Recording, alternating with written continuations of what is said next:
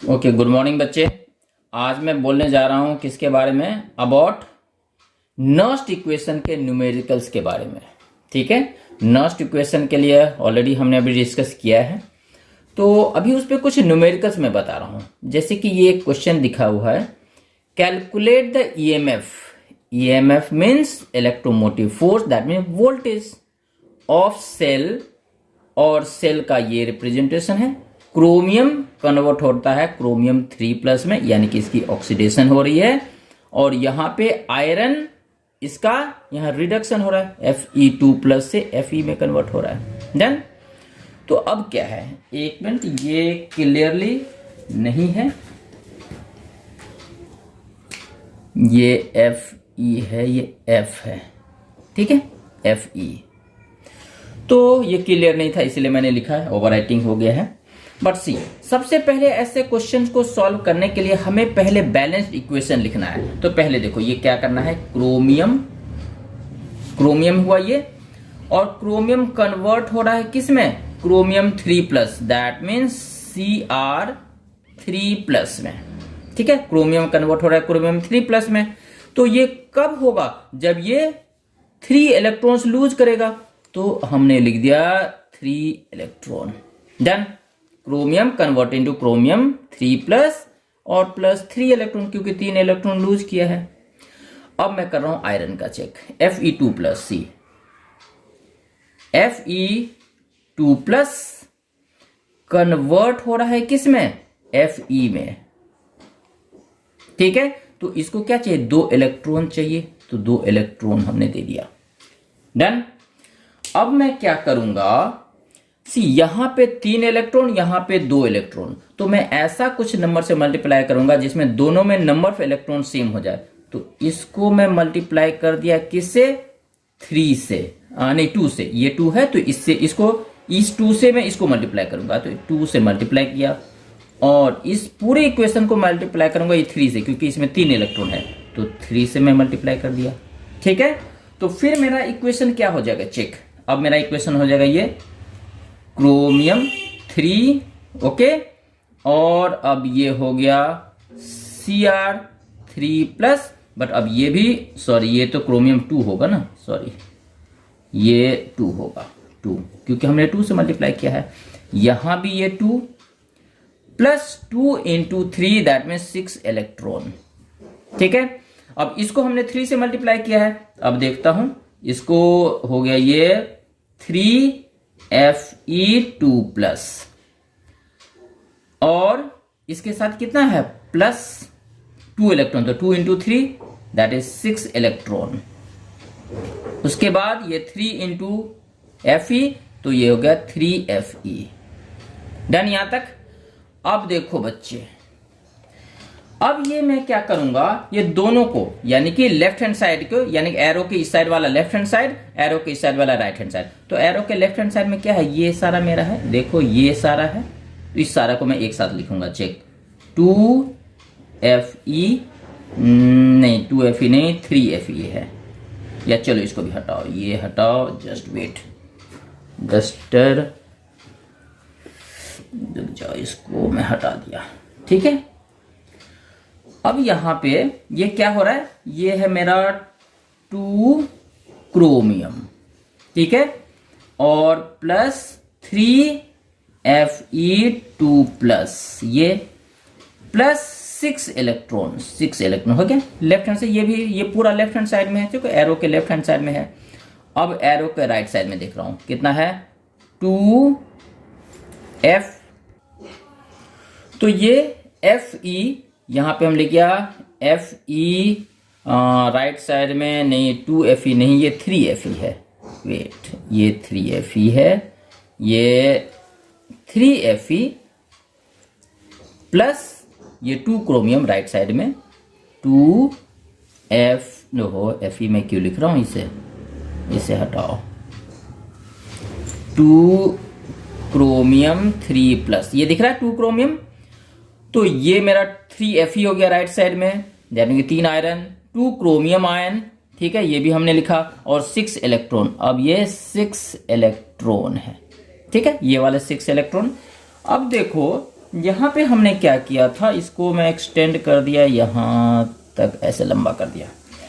अब क्या मैं इसे कैंसिल कर सकता हूँ ऐसे करके? देखो ये मेरा 6 इलेक्ट्रॉन लेफ्ट हैंड साइड में, 6 इलेक्ट्रॉन राइट हैंड साइड में कैंसिल कर दिया। ठीक है, तो इसको अगर मैं कैंसिल कर दूंगा तो मेरे पास ये सारे बच जाएंगे। देखो ये सारे हो जाएंगे, मैं दिखा रहा हूं, ये इक्वेशन हो गया, यहां इतना लेफ्ट हैंड साइड और ये राइट हैंड साइड, और कैंसिल हमने क्या, 6 इलेक्ट्रॉन को, तो मेरा n हो गया है, n कितना हो गया, 6। n means number of electron, that is 6। यहां तक क्लियर है? तो इलेक्ट्रॉन मेरे पास क्या आ गया, 6, क्योंकि 6 इलेक्ट्रॉन को हमने कैंसिल किया। अब देखो बच्चे, अब मुझे थोड़ा सा इसे रब करना पड़ेगा, तो आई एम रबिंग दिस। ठीक है, इसको मैं रब कर रहा हूं, इसको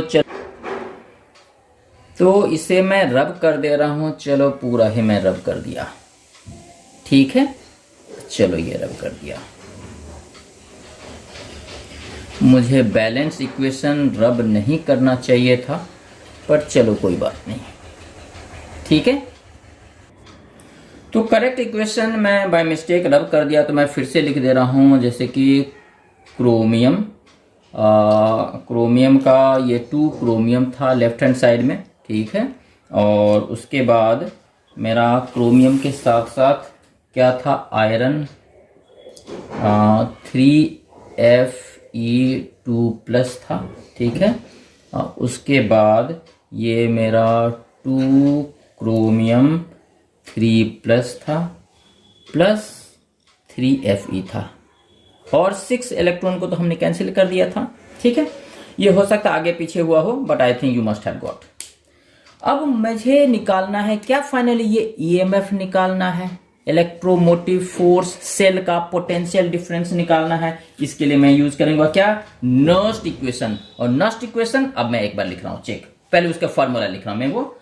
तो ये हो गया EMF of cell equal to EMF of cell at STP, ये जो मेरा वैल्यू दिया है एसटीपी वाला।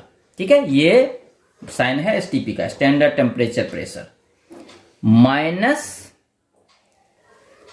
0.0591 upon n, number of electron, जो कि हम मुझे 6 मिला था पीछे, अभी नीचे हमने सॉल्व किया था, n इक्वल टू 6, जो कि 6 इलेक्ट्रॉन था जिसको हमने कैंसिल किया था। तो n means number of electron, तो ये बाद में मैं वैल्यू पुट करूंगा।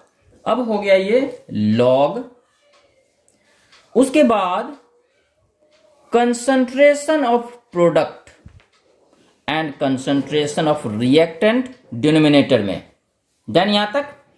अब क्या करना है, इसका वैल्यू सारा पुट करता हूं। देखो अब ये EMF of cell equal to, ये वैल्यू हमें ऑलरेडी मालूम है, 0.3 माइनस 0.0591 अपॉन ये नंबर ऑफ इलेक्ट्रॉन 6। अब ये लॉग, अब प्रोडक्ट क्या है, यहां पे से प्रोडक्ट क्या है मेरा, क्रोमियम आयन का कंसंट्रेशन। तो क्रोमियम आयन का देखो कंसंट्रेशन क्या है, 0.1। ठीक है, 0.1 क्रोमियम, और कोफिशिएंट 2 है, तो इसका पावर हो गया मेरा 2। ठीक है, क्यों पावर 2, क्योंकि इसके पीछे कोफिशिएंट 2 है। अब रिएक्टेंट क्या है, रिएक्टेंट मेरा है आयरन। ठीक है, और आयरन का कंसंट्रेशन है मेरा ये, तो मैं क्या दूंगा, 0.01। ठीक है, और इसका कोफिशिएंट कितना है, यहां का आयरन का 3 इक्वेशन में, तो यहां 3। ठीक है, तो बैलेंस इक्वेशन लिखना बहुत इंपॉर्टेंट है, जो कि हमने इससे पहले अभी जस्ट में रब कर दिया हूं, उसके बेसिस पे है। ओके, तो अब इसके आगे 0.3 माइनस 0.0591 अपॉन 6, और इसको अगर मैं पूरा सॉल्व करूं, ये देखो बच्चे अभी दिखा रहा हूं, ये जो पूरी पोर्शन है इसको अगर मैं सॉल्व करता हूं, कैसे सॉल्व करूंगा, पहले मैं इसको इसको अगर मैं स्क्वायर करूंगा, इसको स्क्वायर करूंगा, फिर सॉल्व करके मेरा एक नंबर आएगा, फिर उसका मैं लॉग टेबल से लॉग देखूंगा, तो जो मुझे वैल्यू आएगा वो वैल्यू कितना आएगा मालूम है? That will be as a 4। इस कलर से नहीं, मैं थोड़ा कलर चेंज कर लूं। चलो इसको हटाओ, ये हटाओ, ये हटाओ, और ये हो गया इंटू 4, यानी कि इस टोटल वैल्यू का सॉल्व करने के बाद मुझे आया 4। ठीक है, अब अगर मैं इसका फर्दर कैलकुलेशन करूं, ठीक है, तो ये हो गया मेरा 0.3 माइनस, और ये इस टोटल वैल्यू यानी कि इसको इससे मल्टीप्लाई किया, फिर 6 से डिवाइड करूंगा, तो टोटल डिवाइड करने के बाद मेरा वैल्यू आएगा कितना? 0.0394, और ये सॉल्व करके फाइनली मेरा आंसर आ गया 0.2606 वोल्ट। तो ये क्या है मेरा? ये क्या हो गया मेरा? यही हो गया मेरा पोटेंशियल डिफरेंस, यही हो गया मेरा EMF, और EMF जो मुझे कैलकुलेट करना था। तो आई थिंक समझ में आया होगा कैसे कैलकुलेट किया जाता है EMF of any cell by using Nernst equation. ध्यान रखना है नर्स्ट इक्वेशन कौन सा है? ये है मेरा नर्स्ट इक्वेशन, ये है मेरा Nernst equation which is very important, बहुत इंपॉर्टेंट ये है Nernst equation. Done, I think you must have got. ध्यान रखना है दिस इज नर्स्ट इक्वेशन, और यही हमेशा बार बार यूज करना है, very important for board as well as for entrance examination. Okay, thank you.